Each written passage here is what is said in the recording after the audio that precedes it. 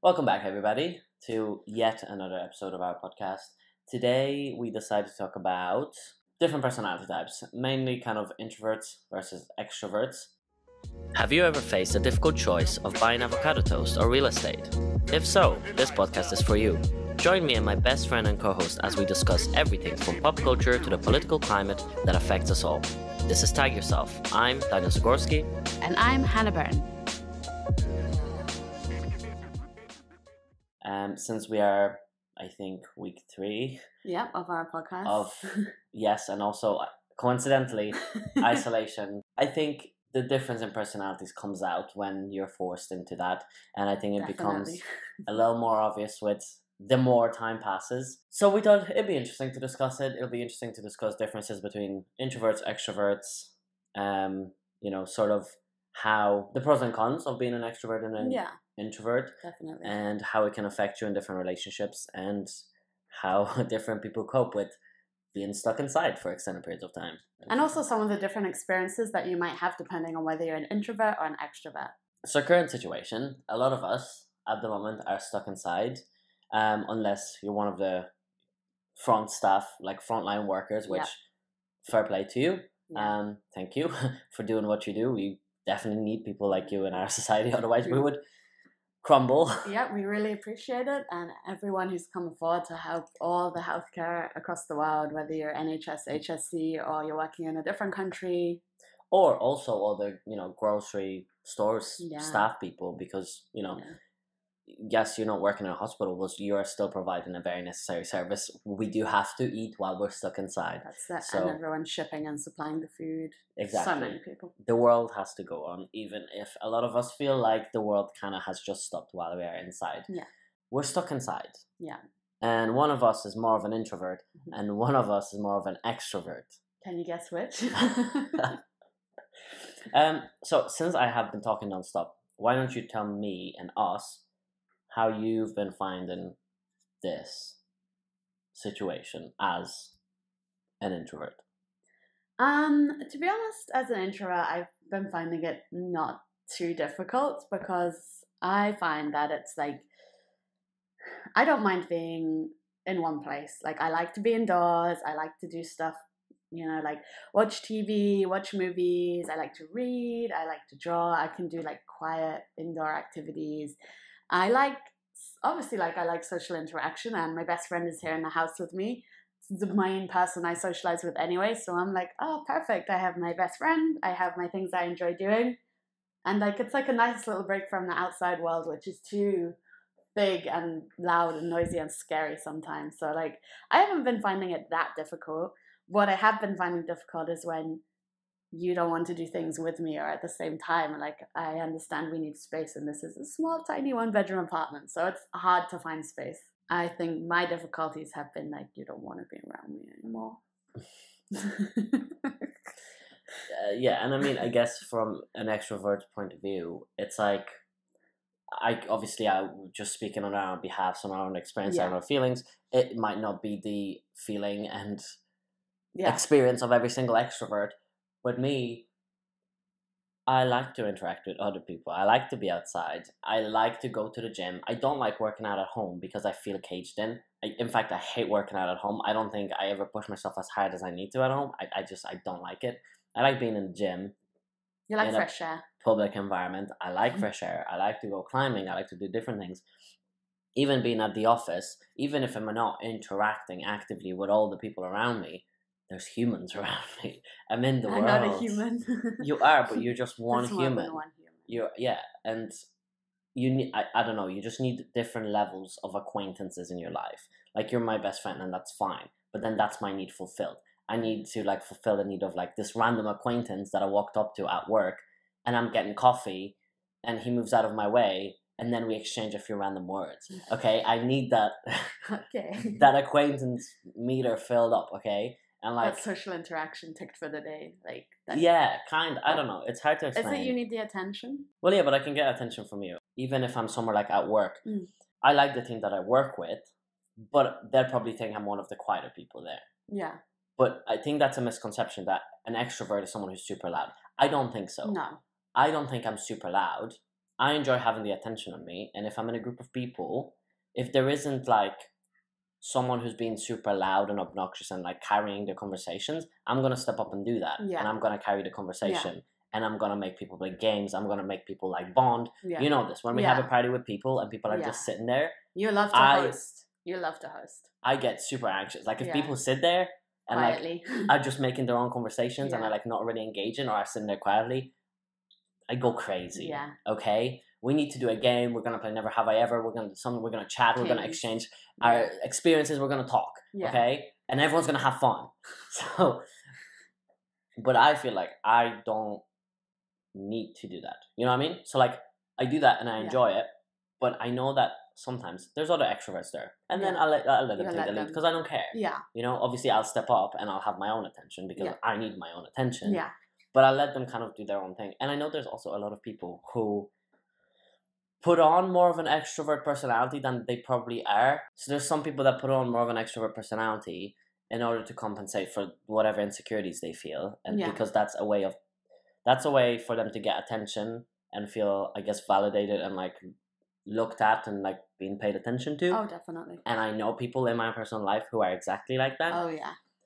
And that's perfectly fine. Like, there's nothing wrong with that. Yeah. It's just that, you know, I'm confident enough in myself that I don't need to make myself the center of attention. Yeah. So, like, whenever those people, especially are around, I'll just be like, you can step back and let them get the attention. I'll just step back, do whatever you want. But I think, well, like, when you're saying that, that's also, like, people can change from one to the other. Like, it's fluid. It's like, it's not set in one way or the other. Like, you can be both. You can be a bit of both, or you can be completely different depending on the situation. Like, I know when I worked in a hospital, like I was not introverted at all. I was completely extroverted. Whereas you're saying you're like more quiet in your workplace, more quiet than you might be with like a group of friends that you know well, or like at a party. Like you wouldn't rally people around at your work. You would be like, "Come on, guys, like let's have a chat at coffee time." Like you wouldn't be like that in your workplace. Well, no, mostly because that's not my prerogative at work. Okay. And I'd much rather just go and do my own thing at lunch because I have my own plans. Yeah. But I think, like, yes, I think it could change from situation to situation. Like I said, like I change, like I'll be more extroverted if there's no one leading, less extroverted if there isn't. But I think the core of who you are is sort of decided because you either get energized from being around people or you don't. Yeah, or you get you get drained, you feel drained, you're tired, exhausted being around people for too long. Yeah, and like, I wouldn't say that I'm 100% extroverted, I would say I'm extroverted introvert. Yeah. Where there's primarily extroverted. But I do enjoy being on my own. I enjoy my own company. Yeah. And I do also have a limit. Yeah. To people, you know what I mean? That's understandable. So I think you can also be that for sure.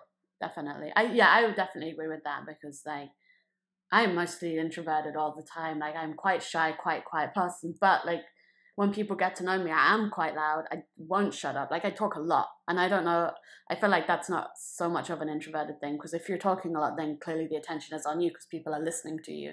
So I become extroverted in presence of people I feel comfortable with. And also when the situation requires, like I said, like in my job, when I'm in a hospital, like when I have to be a nurse and I'm in charge and there's, you know, patient care comes first and, you know, fulfilling my role, I'm gonna have to be extroverted. I can't just be quietly fade into the background. Like I have to take charge. Like this is what's happening. These are steps, and I'm gonna talk you through them. Like I'm definitely way more extroverted at work, but I don't know if that's just because I'm forced into that situation because of my job as a nurse. Would you think you'd be an extrovert if you were more confident?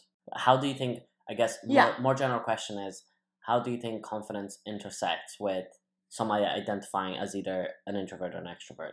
That's a really good point, actually. I think, I would definitely be more extroverted if I had more confidence. So if I had more self-confidence, I would think that things I have to say are valid, that, you know, my conversation's worth listening to. So if I was chatting in a group of people, I wouldn't kind of like stand there quietly and let them all speak. I'd be like, oh, look, like this is my point and it's just as valid as yours, you know, and I talk and make sure my point was heard.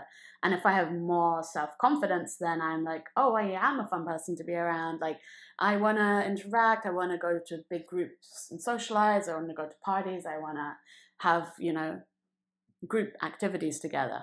Whereas because I'm not very confident in myself, like I find that difficult to be around lots of people because I worry about what people think because I don't have great self-confidence. So I'm like, oh, what do they think of me? Blah, blah, blah. Whereas if I'm kind of quiet and fading into the background, I assume people won't think that much about me because they won't have as much of me to judge. They won't know what I'm like. They won't think, oh, she's loud and annoying or she's cocky and stupid. I don't know, you know? Yeah. But then would you think that some people maybe use the label of an introvert in order to kind of almost excuse themselves from social interaction? So instead of kind of them sitting back and thinking, maybe I really need to work on like my confidence and how I see myself. Yeah. Instead of saying that, they kind of say, oh, I'm just an introvert. I just like being by myself. I'm going to say no to this party. I'm going to say no to going out with my friends just because I'm an introvert. I'd rather stay home. Yeah. Oh, yeah, definitely. I mean, people use it as a label. Maybe it's covering up something else that needs to be looked at and examined closer. It might be, a problem with your self-confidence, self-esteem. It might be like, not like agoraphobia to a point, but like fear of the unknown, fear of the outside, like not knowing, I'm someone who, I try not to do this as much, but I used to, I would really overanalyze or overthink a certain situation. And I know I used to have friends like who are incredibly like this, that they had to plan everything out in their head. They had to see the menu online of the restaurant before you go there, so you could read through and you would know what to order before you got to the restaurant, so you weren't wasting somebody's time by being like stuttering and looking at the menu. Oh, I need a few like just to check, what the situation was. Someone who would look up the exact like opening times, the hours, be like, oh, we'll get here, it'll be 10 minutes before we close, we probably shouldn't go there because there won't be enough time for the shop to blah blah blah blah blah. Like literally overanalyze every situation for the fact that you might put someone else out, or you might be really nervous about it. Like sometimes if you're the sort of person, like that's a separate personality. If you're someone who just likes to be organized, who likes to make sure that they have everything in the right order, that's fine for you to do that. Yeah. I think it only ever becomes a problem if it's something that's just done out of, anxiety or a low self-esteem. And I think the point is that you don't necessarily have to stop those actions. I think the problem is it's really beneficial for someone to recognize that, actually, I do really become energized when I'm around people. I do really enjoy interacting with people. It's just that enjoyment tends to be really overshadowed by how anxious I get about it and how much I build it up in my head. Oh, yeah, definitely. So I think there might be a lot of introverts out there, or self-proclaimed introverts in the world, who are missing out on a lot purely because of self-esteem issues, or, obviously self-esteem issues generally don't come from nowhere. Something has happened in your life that has made you have low self-esteem. But I think the important part is, for those people to kind of realize that and then see how they are able to work on that. Yeah. And also I feel a lot of introverts have like social anxiety, whether it's, like actual anxiety that you can't really do much about, or if it's something you've worsened yourself, something you have overthought, and by the fact of overthinking, you've given yourself anxiety, And again, I think people just put those labels together, like you're saying, oh, I'm an introvert and I'm really anxious, I'm really shy. But, have you given that label to yourself because it suits you? It doesn't push you out of your comfort zone if you can claim to be introverted and shy. Yeah, and I mean, I suppose it's almost like a lot of those times, I'm not saying no, because obviously there's people who genuinely are very anxious and like there's not much that you can do about it. You take medication for it, whatever. But, there are, and I was one of those people, I suppose, but there are a lot of people who it's almost like a self-fulfilling prophecy. So you're like, I'm shy. So now that's just a fact of life. You are shy. Yeah. And then that becomes almost like a cover or like an excuse for the way that you act. Oh, you're like, oh, say, oh, Daniel didn't come out to the party. Oh, it's fine. He's shy. Yeah, he's really shy. He won't come out anyway. And then you stop getting invited to those things. Because they're like, he's not going to come. He's shy. Yeah. And then it makes it way much more difficult for you to change the way people perceive you. Yeah. And also the way you perceive yourself. Because you're like, well, people are not inviting me out. It's because I'm no fun at parties. Yeah. And if you're already introverted, you're never going to reach out and be like, oh, could I come to your party? For the fair people, be like, no, you can't come, you weirdo, you loser. Like you've never come before. Yeah, it's although like, people would never be like that. They'd be like, of course you can come to my party. Like, yeah, no problem. Like, people are never going to turn you down. Like, that's your group of friends. Like, but I know that someone would think that. Like, they would just assume, like, I can't ask to go. Like, I need to be invited. Yeah. And I mean, our English teacher, we had an English teacher in secondary school, and she was really clever. She always used to spend a lot of our classes telling us a lot of random stories about her life. But she had a daughter, but she was telling us a story about how, you know, whenever her daughter meets strangers or her friends or like just random people, and she'll like her daughter will hide behind her leg and like not really want to say hi to someone the way children do. Like, it's a stranger to you, like you don't know this person. Yeah. I'm sure many adults would like someone to hide behind if they're meeting strangers, you know what I mean? Like, it's not pleasant meeting new people all the time. It's like, it's weird. But you know, she used to say like a lot of parents in those situations become embarrassed for the child's behavior, and they'll try and overcompensate and be like, oh, you know, I'm really sorry, you know, she's just shy, you know, whatever. And then you think nothing of it really as an adult, because for you it's just a cover because your child is being embarrassing and you're just trying to save face. But the reality of it is, you know, those children at that age, realistically, children 4, 5, 6, even 7-year-old do this at this stage. Very impressionable age, and they understand more than you think. And it's like, it's not even that they have to understand what you're saying. It's just that you're labeling them essentially, and then you're this authority figure that labels them. So obviously it becomes fact to them. So say, you know, if I was the child that's hiding behind the mother and she says, oh, he's just shy, he doesn't want to say hi, I'm like, okay, I'm shy, that's why I don't want to say hi, rather than this is just your natural response. It's just a stranger. So what did she say to the stranger? So instead of saying that, she said, I would never say that. I don't want to put that label on my child because she's not shy. I know her. She's extroverted. She's not shy. I would literally just say, oh, she just doesn't feel like saying hi to you right now. Okay. She doesn't know you. She doesn't want to say hi to you. Like literally just which is the truth. Exactly. And it then means that daughter's like, yeah, that's right. That's a stranger. And it also reinforces the other lesson that you teach children. Don't say hello to strangers. Don't talk to strangers. It's like, fair enough. And then maybe they spend some time in the house if they're, family friend the family friend. Eventually she'll be like, oh yeah, hi, whatever. Definitely. You're not forcing your child. Exactly. So I'm sure there's a lot of people who have been in those situations, and maybe their family starts perceiving them as this quiet person, and then obviously it's your family. You live with them 24/7. So if they think you're shy, you're like, well, the likelihood is I'm probably pretty shy. Yeah, definitely. You touched on an interesting point earlier when you said you used to be very shy, except now you definitely identify as an extrovert. So do you think that people can go from one to the other, like one extreme? Do you think you can change? No, like I said, like I think at your core, I think people tend to sway one way or the other, as in at your core, you either tend to be really energized by being around people and you sort of need that interaction to kind of feel uplifted, and then otherwise you sway towards, I kind of recharge when I'm by myself. Okay, yeah. You know, so I think people do tend to lean those ways. Do I think there's people that are much closer to the middle? Probably. There's people who like, you know, a variety. Both, It's a spectrum, like most things in life. But I did used to be really shy, but I think that was because, you know, a lot of other like mental health issues and stuff like that, like, you know, depression, self-harm, kind of being bullied and stuff like that.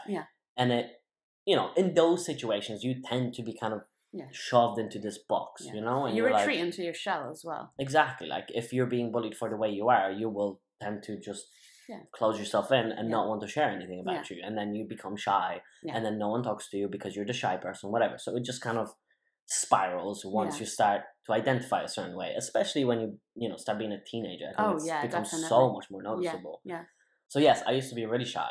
And like, that means to the point, like, if I had to do, like, that's standard. Like, everyone always says it's like sweaty palms, like shaking, like before like a class presentation, like just so worried about it. Like, don't want to call the doctors. My mom can call the doctors for me, which actually was awful because my mom had very little English at that time, so I had to make phone calls for them, which you hated. As someone who used to be shy and an introvert, I found awful. And especially speaking in your second language when you were just learning that second language. Yeah, you know? I mean, like, that wasn't the issue. That wasn't the issue. The issue was my mom also tends to be very argumentative. And then I had to kind of repeat stuff that she wanted me to say on the phone to those people and create conflict. Argue with people. Which, you know, on the phone in your second language. Like right now, I would have zero issue doing that. Oh, yeah, of course. But like back then, it was. God, I couldn't imagine doing that. And someone on my own telling me I have to have an argument with someone. Yeah. Like, you'd have to call and be like, oh, so this other internet company offered my mom less money, so they want to stop being with you. And then I'd be like, well, let me see what we can do. I don't know if we can do much. It's like, well, yeah, then we're going to switch. Like, you know. You know, but whatever. So so I used to be super shy, like, just didn't want to talk to anyone or whatever. But yeah, like 1 year, because in Ireland you have 6 years of secondary school, but one of those years is not mandatory, so you can just skip it. It's fourth year. It's called transition year. Yeah. It's kind of when you transition from your junior cycle to your senior cycle. Yeah. And it's sort of a year where you get to kind of do random shit, maybe do work experience, and just gain life skills, I suppose. And it was in that year I was like, you know what, like I'll just use this year and I'm just going to be confident. I'll just be confident. I won't be shy anymore. So you just decided like one school year when you went back after summer, like you're going to be a different person.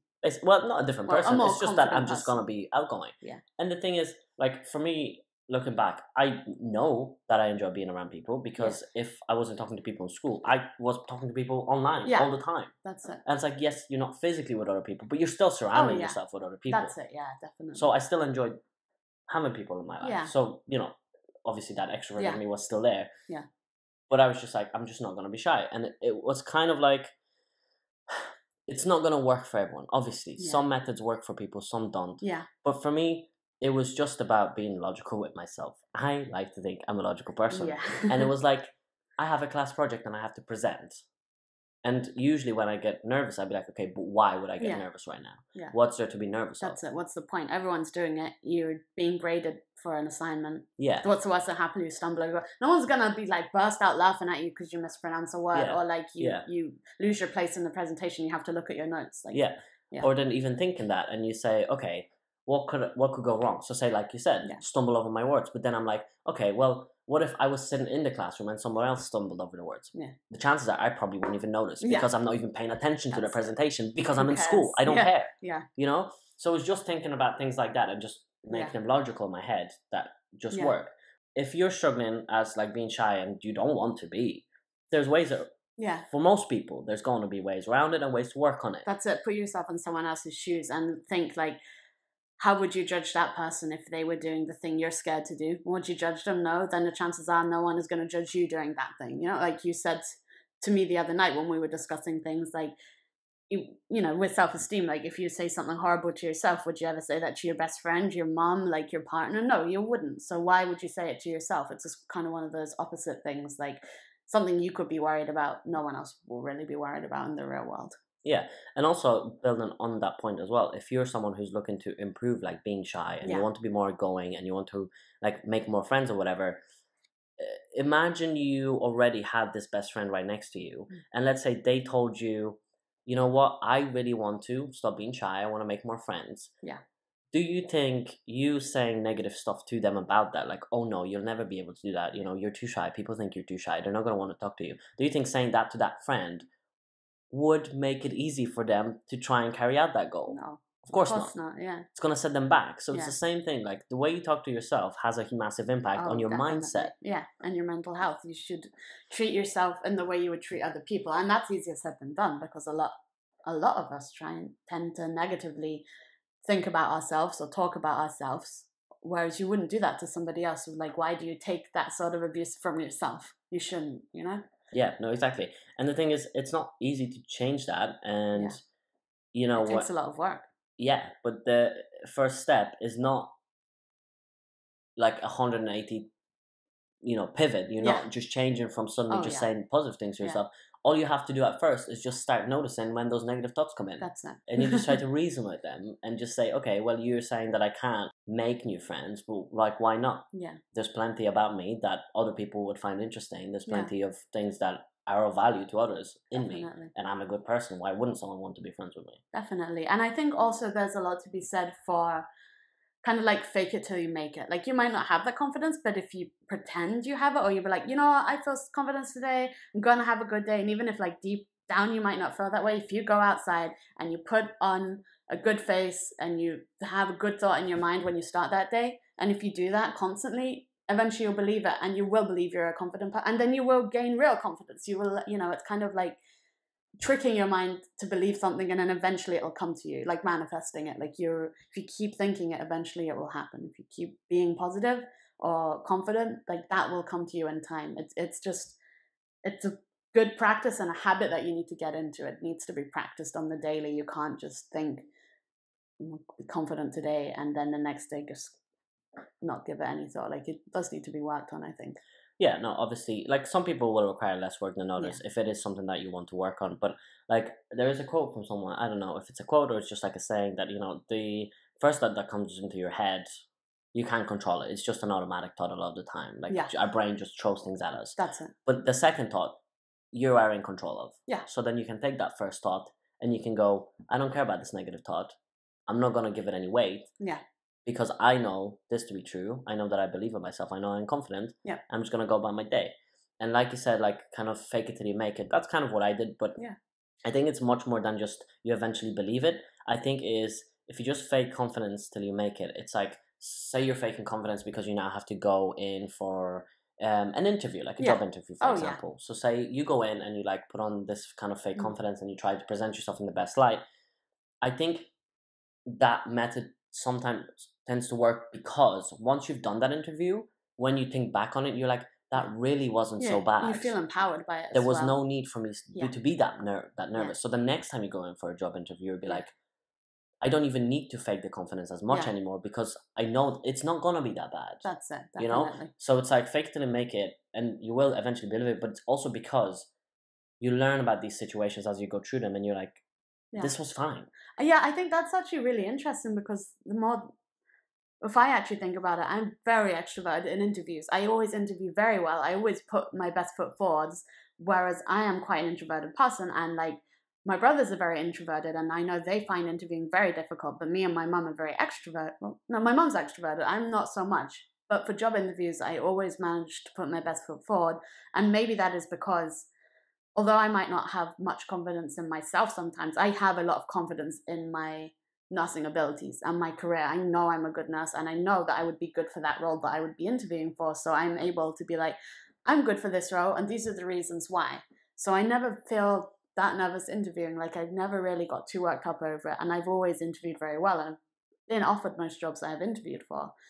It's not really faking it, but I am extrovert in certain situations again, like if that's to do with my work. Perhaps you're more extroverted than you think. Yeah. In that you would be a lot more extroverted in other areas of your life if you had the equivalent amount of confidence in your everyday self. That's it. So like say for example, like when you first started, so one of Hannah's previous jobs was working as a scrub nurse in theatre. Yeah. And when you started, you obviously weren't very confident at all. And I can only assume you were probably quiet. You didn't. Yeah. You know, I remember I told you when my first week, I got took aside and I was told that I wouldn't make it as a scrub nurse and that I should probably quit if I didn't think I was able to have the confidence to step forward. And I was very quiet and shy and on the outside and not stepping forward, not taking prerogative or initiative. And that upset me so much. But it also gave me the confidence to be like, you know, like screw this person that said that. Like I am able to do this job and I will step forward and step up to the plate. Yeah. You know? Yeah. And like, that sprung you into action. But then if you compare that, like at the beginning, you didn't have a lot of confidence in your skills then because you didn't know how to do the surgeries. You were just learning. Yeah. You didn't know these things. Yeah. But then, a few years down the line, once you knew everything like off by heart, and even surgeries that you didn't know, you knew that you would be able to cope with it because you knew how to handle it. Yeah, I knew my strengths, I knew the surgeons, I knew what I was doing. Exactly. You became a lot more extroverted because you were able to then have confidence in your skills. Yeah, like I could have never led a call team at the beginning. Yeah, even if I knew the surgeries, didn't have the confidence in the hospital to start. It's learning everything as well, you know? Yeah, so I think it's the same with life. And if someone has low confidence levels in their communication skills or who they are as a person, if they don't think highly of themselves, they're probably not going to be very extroverted. That's it. And also I think like you can gain confidence in yourself by doing certain activities too. Like you did an incredible amount of public speaking. Like I could not even imagine that when I first met you. You were doing so much advocacy for the LGBT community, like the speeches and stuff, and they would not be to small amount of people, and some of those were in very high up places, like in the Dáil, like which is like our parliament, and like on television, national television, and like halls full of very high up people in Ireland, you know, like that can only grow your confidence, you know, to do those certain things, and for you to think afterwards, like, damn, I did that. That gives you self-confidence. Yeah, and I mean, with those, was I nervous before? And I'm like, yeah, of course, everyone kind of gets nervous. Like, especially, like, you see a massive amount of people in front of you. Yeah. You're going to be nervous. With some of them, I was speaking beside a former president of Ireland. So, of course, you're going to be nervous. How are you going to follow that person up? But it's just like, I wrote my speech. I'm happy with my speech. Yeah. And I'm doing this for this reason. And I'm going to step up. I'm going to do it. What's the worst that can happen? If I stumble over my words, also the thing is, obviously it depends on the speech, but my speech was about generally LGBT rights, and Yeah. generally Something I you're was passionate for. preaching to the choir. The people in front Yeah. of me were all in favor of the same things That's I it, am. yeah. So like if I stumble over my words, they're not going to think, oh, He doesn't he's know a what bad talking speaker, about. doesn't know Yeah. what he's doing. Yeah. They're going to think, you know, I understand he's human. He's trying his I best. like his speech. Yeah. You know, whatever. Yeah. So, and like, of course, that's incremental. You know, you don't Mm. have to suddenly go from doing nothing to speaking in front of like thousands of people. Yeah. But even if you do something like a class project or a project within your group of friends, or Yeah. you literally even say, I tend to be really quiet when we're in a group of friends. Maybe next time we're Yeah. together, I'll try and speak up or suggest something that we do. That's it. Like, just push yourself out of your comfort zone a little bit. If you take baby steps, eventually those steps will, you'll gain confidence from those activities and things you've achieved, and you'll be able to do more. And that's not to say that all introverts want to turn to extroverts. Like, that's not what we're saying. Like, that's just, Oh yeah, no, if you are absolutely not. suffering with confidence and you want to be more confident and it's you holding yourself back, there's definitely ways to go around that. But as well, in the world, there's introverts who are entirely happy being that There's way. so many introverts that Yeah. are confident. Yeah. 1000%. Oh yeah, definitely. There's this girl on YouTube called Amy Landina. Look her up if you want. She does kind of self-improvement videos. She's amazing. Yeah, she's she's incredible. really good. She does really amazing work. You know, she helps you be productive, make the most out of your time. But she is a self-proclaimed introvert, and I totally believe her, because for her, she is energized when she's by herself. She Mm. works best by herself. She enjoys being by herself. But she's quite confident. She's Yeah. a public speaker. Oh yeah. You can be an introvert and be a public speaker. You can be an introvert and be confident. Those two are not Yeah. exclusive of each other. It is, we were just kind of talking about people who, It's kind of like the stereotype of an introvert is, you know, yeah, and I mean, we're talking about people who, want to go from one to the other. That's yeah, what we and were are not discussing. necessarily introverts, but they've held themselves back Yeah. because of kind of self-confidence issues. That's it. Yeah. But yeah, like plenty of introverts. Like I'm pretty sure Jenna Marbles is an introvert as well. Yeah, I think so. But she seems quite confident to me. I Yeah. don't think she has much issue with her confidence. Oh no. So you can be an introvert, you can be confident, and if you're an introvert, you don't have to change yourself to be someone else. Absolutely not. definitely There's not. nothing wrong with being someone who enjoys their own company. Do you think there's people who are extroverted but would like to be introvert, like who want to go the other way? I think there's people who pretend to be extroverts that are not really extroverts. Yeah. Like that. Like would- you said before, like people who want the attention on them. Yeah, I think so. I think there's two different ways that you can go. If you're someone who's insecure or doesn't have a high self-esteem, you can either be a self-described introvert Mm. when actually you are an extrovert, but you're just too shy to Yeah. put yourself out there. Yeah. Or you can go the complete opposite way and try and gain as much attention As so possible. that can validate you. Yeah. You just feel like you don't have enough value to be around people. I guess like being Yeah. shy, you're kind of like low self-esteem, Yeah. that kind of way. Whereas on the other side, you're like, oh, I'm gonna make sure that people think I am valuable Yeah. because I'm the center of attention that Yeah. always speaks up and is loud and all Yeah. of these things. Yeah, You know yeah, what I mean? So I think there's the two extremes that you can go to, and I know people in my personal life that, and also I think you can be an extrovert and still put that on. Yeah. I think you can be someone that gets energized by being around people, Yeah. but you put it on to an extent where it clearly is compensating for something. Yeah. And again, like that's not a bad thing. It is just something that's useful to recognize when you are doing it. That's true. You know? Yeah. Because, like I said, you can be also an extrovert and not be the loudest person in the room. That's very true. Like I Yeah. recognize when I don't need to just. Yeah. It's kind of like an aura. It's like big dick energy. Yeah, like you have that presence about you. You don't need to speak to known Exactly. to be known. Yeah, like a while back, It's most a vibe, yeah, it's a vibe. It's a vibe. not a vibe. But like I think last year or sometime last year we did sort of a meetup with like a bunch of people, Yeah. and like a lot of people were loud, Oh yeah. but not all of those people were extroverts, and I can guarantee that. Oh yeah. Oh, 100%. Yeah. But it gets put on, and like I said, again, it's not a bad thing, and like if that's the way you cope, that's fine. But I do think that it is useful for people to recognize when it's being used as a mechanism to deal with, to cover up something else. Yeah. I mean, we all want positive mental health and we all want good mental health, and I think it's great when you recognize that. Like Yeah. back in the past, I wasn't happy with myself. Am I 100% happy with myself now? Of course not, but I'm Yeah. progressing. You're working on it. Exactly. Definitely. But I like myself. I like who I am, Yeah. and I think I'm more extroverted than introverted. Oh yeah, definitely, definitely. So I have a question for you. Do you think? I know in the case of us, we're best friends, and we feel we identify more as extroverts, introverts.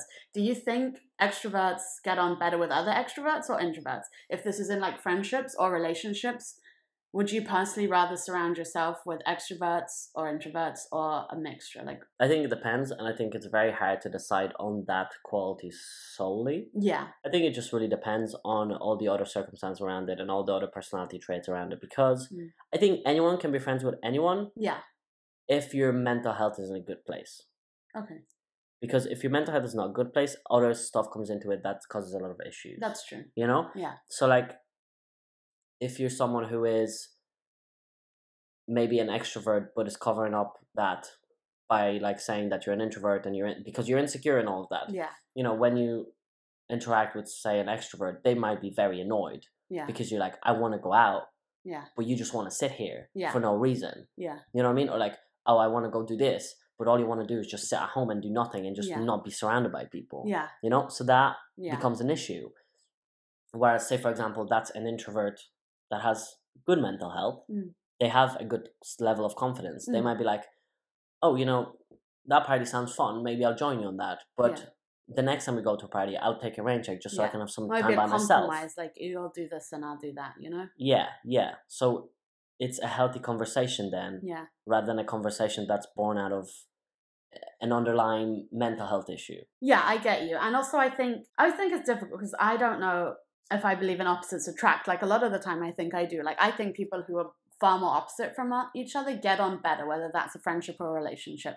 I think if you're too similar in personality types, too similar in interests, hobbies, or too similar, like you're both introverts or you're both extroverts, then you will butt heads. Like no matter what that is, like you will not be able to spend extended periods of time with someone who is very similar to you because you are great off each other, like two rocks. Whereas I feel like if you're complete polar opposites, then you're like attract, like two magnets sometimes, you know, like because you're the complete opposite. So what you don't have in yourself, you see that in someone else and maybe that fulfills you. Like I don't have that confidence, but my partner is super confident and that makes me feel better. Like I can feed off of their confidence. Like that makes me feel stronger and more powerful. You know, that makes me feel, although they can be confident, I can be too. Or, you know, like someone who's like, oh, like they're an extrovert, but they're like just sick of partying or going out all the time. And they're like, oh, you know, it would be nice to date someone who also doesn't want to go to parties or doesn't want to go out, you know, doing activities. Someone who's more laid back and like, oh, if I date someone who likes to just chill and watch a movie, like, and it's a bit more laid back, like that might work together. But then, like you said, you might meet problems whereas you two both want to do opposite things that are not in each other's realms of interest. Well, I would somewhat disagree with that point. I'm not saying opposites don't attract. Yeah. I think they do. I don't think dating someone who's basically the same as you, I don't think that is good. But I do think it's best to have someone who complements you, but is not necessarily the complete opposite of you. Because I think you can have a lot of tension as well when it comes to that. So, for example, like the things that annoy us about each other, like that's something we're going to discuss. So I guess let's bring it up now. Like, for example, for me, something that would really irritate me about you is your resistance to like calling someone. Yeah. You know, when it comes to like resolving some sort of an issue. Yeah. Or like maybe something has come up where an appointment gets cancelled or something goes wrong with something or whatever. And the quickest solution to that is to just give someone a call and to sort it out. Yeah. And to me, it gets super frustrating when you I just don't like talking on the just phone. I also really don't like conflict. So if there's anything that's gonna cause conflict, something wrong has happened and I had to sort that out, and I feel like someone on the other end of them is gonna argue with me, or even not argue, just be like, this is your problem because, and I have to be like, no, that's actually your problem. Like it's not something I've done. Like that even gives me anxiety thinking about that. Like I don't like conflict and I don't like arguing and don't like speaking on the phone. So I find that really difficult. No, I know, but then there's sometimes situations where it is a very straightforward situation and there's not really much conflict involved. It's just literally, you know, just as something much simpler. Like it's not like, say for example, even just like, say this is an example, not necessarily an example that happened, but like something like calling a landlord to be like, oh, you know, our washing machine has stopped working, would you be able to send someone down to have a look at it? You know, and you still would be very resistant to that. I'd rather send an email. So see, like this is where we differ, because I'm like, I don't care, I'll just get on the phone and I'll talk to them, because if need be, if they're not willing to converse with me, I will argue with them and then get it sorted. Whereas I wouldn't argue. So like that's what I mean. Like for example, like in some relationships that might cause a lot of tension if you're just like, come on. And something about you that annoys me is, you mentioned it earlier, is when we're having parties and you have the need to control everyone around you and bring everyone involved in a group activity when that might not be what everyone wants to do. Like, I could be chatting to my friend, another 3 friends could be chatting in the corner in the beanbag, someone could be watching a game, like watching something on the TV, someone's on their phone messaging their friend. Like, that's fine, we're having fun, the music's playing. But Daniel has to come in the room and be like, right, we're doing a group activity, we're all playing this card game, we're all playing this board game, like, we're all gonna do. And like, maybe that's not what people want to do. Like, if they're enjoying themselves happily, it's not on you to bring them all together. Yes. And then you get quite controlling, quite angry when people aren't like doing what you want to do. I don't get angry. You get annoyed though. Annoyed, yeah. Yeah. But like, that's generally because, so first of all, I don't really do that as much anymore. No, but you used to be pretty bad at it. And second, that comes from doing a lot of group facilitation from when I was a youth mentor in an LGBT group, which is when, one of your main responsibilities to make sure that everyone feels involved. Yeah. And no one gets overlooked. Yeah. And the thing is, when you have parties like that, a lot of the times you might think everyone is having fun, but someone who's sitting there on their phone might not be having fun, but they're just too shy to speak up to anyone. They might not know someone in the group as much as someone else, or the only friend that they are there with is speaking to someone else. Yeah. Because they're extroverted and they don't mind speaking to someone else. I know. That friend. Exactly. So when you introduce a game that everyone, yes, is forced to play, that person has an opportunity to interact without having the pressure of having to speak up themselves first. Yeah. I understand that point too, but then like also we know our group of friends really well, and we know there's like, I understand that if it was a new group of people we were with, but when it's people we've spent multiple time and we all know each other, we know, who's shy, who like blah blah blah, and if they're happy enough, like, I guess I just don't like to have boring parties. Okay. Such boring gatherings. Whatever. I just want to make sure it's entertaining. So like, even if that's something like just let's do never have I ever. Yeah. But yeah, so like that's an example of things that like might irritate, introverts about extroverts, extroverts about introverts. Or we could talk about the things that are like what you find hard, what you find easy. Is there anything you find hard as an extrovert to do? Like, because I can't think of that. I can only think of things that are difficult for me as an introvert. Because like, you don't find being on your own hard, but maybe in like a typical extrovert would hate that, like hate being alone. Hate not having social interaction. Yeah, no, I'm sure. Like I said, I don't care about being alone because most of the time I'll find something else to do. Yeah. But like, say if I'm playing a video game, I'm still technically playing with other people. I'm my own best friend as well. Yeah. So like obviously I probably would freaking hate to be like on my own for like 5 days in the same house. Like I would go crazy. Yeah, as much as we don't like this quarantine, like we were thinking, thank God we don't live alone. Like I don't know how. Kudos to people out there who just live in an apartment on their own. Like, yes, I'd find ways to spend the time because I have many hobbies and I like to do a lot of things, but I would just go crazy. Like you just need some fresh air and some people to interact with. Yeah, so like, could I sit there and do a puzzle by myself for like maybe a day and have a good time? Yes, absolutely. But then eventually I would be like, okay, well, I need to talk to someone, so I'm going to go down to the pharmacy and speak to that lady. That lady. The pharmacist. Yes, pharmacist, yeah. So, yes, that, I guess, would be hard. But I think you'd find that very hard as well. So that's why I think you're probably more of an extrovert than you think. I know. I think I definitely am, because the typical, like, introvert qualities, I don't have those either. I don't like being on my own. Like, I like to do, like, on your own stuff. Like, I like art and listening to a video, blah, blah, blah. But I like it when Daniel's beside me quietly. Like, I know there's somebody else there with me. I lived alone for... a few months? Maybe 6 months. Probably. January through to... Not even, to be honest. No, you graduate like May or March. And that was only part-time by yourself, really. Yeah. When I first moved here, I had an apartment by myself.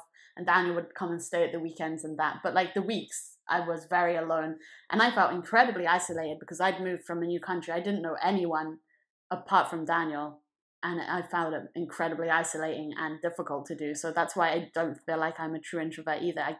I don't enjoy my own company that much. Like I need to have social interaction. I need to be around people.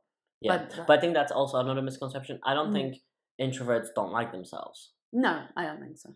If you have good mental health. Yeah. You should like yourself whether you're an introvert or an extrovert. Yeah. It's just that what you get energized by. Yeah. I think deep down I am an extrovert. Yeah. Like, especially when we're groups of people, even new people, I am very chatty. Like, I'll chat to anyone. Like, I like conversation. I like meeting new people. Like, when we go to LA or we go to different places, like, I have no problem talking with new people. I find it difficult if it's more of a like a professionalized or like a set thing. So like between like maybe like a waiter and myself, or someone, you know, a landlord and myself, electricity company, you know, when it's like that kind of thing. But if it's informal and it's just friendly and like I'm very chatty, very open, very friendly, especially around new people, and I don't stand there shyly. It actually makes me feel more awkward when people aren't talking. Like if we were in LA and Daniel was drunk and he was really quiet, like you can be a loud drunk or a quiet drunk, like he was just quietly sitting there, and we were with a group of new people, and I was like, oh my god, he needs to talk more, like he needs to share, and like so we can bond with these new people we're hanging out with, and just like, you know, like I like there to be conversation, I don't like there to be awkward silences, like. So I definitely think I am an extrovert who just doesn't have much self-confidence. If I was confident in myself, I felt like I love doing activities. I like being outside too. I love hiking. I like doing new things. Like I would be bored out of my skull staying inside all the time. I hate that. And so I couldn't have an office job either. I can't sit still in one place. Like I love being a nurse. I'm always on my feet. I'm doing stuff. And I also feel like that career choice, I don't think I don't know many introverted nurses. A lot of nurses at heart are extroverts, because your entire job is caring for someone, chatting to someone, making sure people are okay. Like there's so many people you communicate with on a daily basis with a nurse. It's not even like, well, I think it would just be slightly more taxing on an introvert. Oh, yeah. I think you can do it just as well, but I think then you probably end up going home and going like, okay, I need to recharge now. I need to be by myself. Yeah. No, I do. I have definitely worked with a few introverted nurses, but I see it. I think it is a lot harder for them. Yeah. But again, also it is just so strange to me, because like I have no problem picking up the phone at work, making 100 phone calls a day to different wards, and being demanding on the phone. Like, you need to bring your patient now, and I will have conflict on the phone at work. Yeah, but that's because you have confidence in what you need. That's true. Whereas I don't have confidence in myself when I'm at home being like, oh, my dishwasher's broken, can you fix it? Whereas like, it's so stupid, because I didn't break it, it just stopped working, and it's the landlord's responsibility to take care of stuff. So, but that's just, you know, me knowing I'm having an argument with only me backing me, not like nurse me backing me. Yeah, so you're just an extrovert who needs to work on her confidence. Yeah, I think so. Did you say that your mom used to be an introvert? Oh yeah, no, definitely. My mom was incredibly introverted. She was very shy, kind of like your story. Do you think she was actually introverted, or do you think again she just didn't have as much confidence in herself? I think she was not introvert. I think she was an extrovert without the confidence. She had a really tough childhood. She had a lot of sickness. She was in hospital a lot. She got really, really badly bullied in school, and she didn't have a great time growing up. And then she told me when she's a nurse as well, when she left her home that she grew up in and she moved to London to be a nurse, that was her turning point. Like for you, it was fourth year. That was her going to university, like to do nurse training. She was like, nope, I'm not going to be the shy, quiet person anymore. I'm going to go to London, reinvent myself. I'm going to be like this chatty, loud person who makes lots of friends, who greets everyone. And she went out there and she did that. And like, I've only ever known like the confident, loud, friendly mum that I have. Like, I could never see her being shy or not wanting to chat to someone. Like, she's incredibly How could she be shy? She asked your dad to ask her to marry him. Yeah, literally. Like, my mum has all the confidence in the world. She's so chatty, so friendly. Whenever we go anywhere, she would chat to someone.